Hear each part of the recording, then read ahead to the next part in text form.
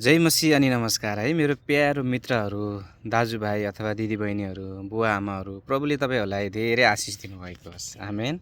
अनि यो 2026 नयाँ वर्ष सुरु भएको छ।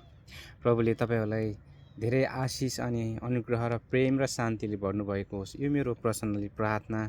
अनि 2025 मा प्रभुले हामीलाई ब्लेस गर्नुभयो, प्रभुले हामीलाई आशिष दिनुभयो। त्यो कुराहरू हामीले मनन गर्नुपर्छ। आमेन। जब प्रभुको आशिषले जब हाम्रो जीवन उतार्छौँ भनेदेखि नि अनि प्रभुको आराधना गर्ने यति साह्रो मजा आउँछ हैन, यति साह्रो मन लाग्छ, किनभने उहाँ चाहिँ महान हुनुहुन्छ। अनि कति कुराहरू हामीले सोचेको जस्तो भएन होला, हामीले प्रार्थनाको उत्तर हामीले पाएन होला, नआत्तिनुस्, धैर्य गर्नुहोस्। यो 2026 मा तपाईँले चाहनु भएको भन्दा पनि बढ्ता आशिष प्रभुले दिँदै हुनुहुन्छ। आमेन।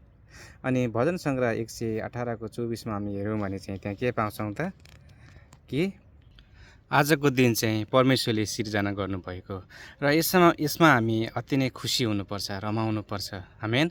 अनि उहाँलाई महिमा दिनुपर्छ भन्ने कुराहरू हामी त्यो वचनमा पाउँछौँ।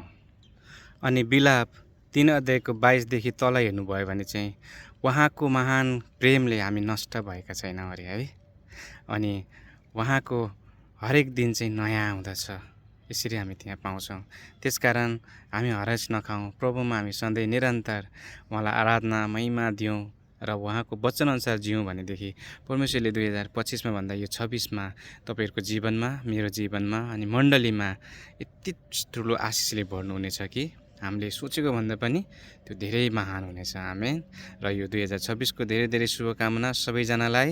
यो मेरो पहिलो भिडियो हो, सबैजनाले सब्स्क्राइब गरेर साथ दिनु होला। जय मसीह।